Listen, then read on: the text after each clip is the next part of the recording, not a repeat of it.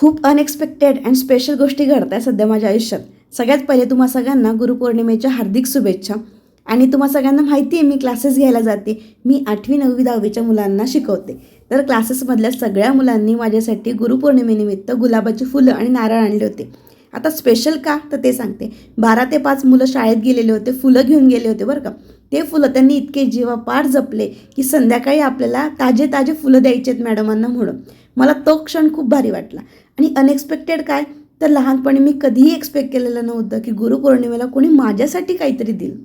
आणि सगळ्यात स्पेशल गोष्ट अजून एक वाटली की जेव्हा मुलं गुलाब देताना मला बोलले ना की मॅडम तुम्ही आमच्या फेवरेट टीचर आहात, माझं मन भरून आलं आणि इतकं इतकं खूप भारी वाटलं मला तो क्षण. मुलांनी दिलेल्या फुलांपैकी एक फुल मी माझ्या डोक्यात माळलं आणि बाकीचे सगळे फुलं मी देवाला वाहिले. म्हटलं चला आता आपणही आपल्या देवाला वंदन करायला जाऊयात. म्हणून आम्ही दोघं निघालो गजानन महाराजांच्या दर्शनासाठी.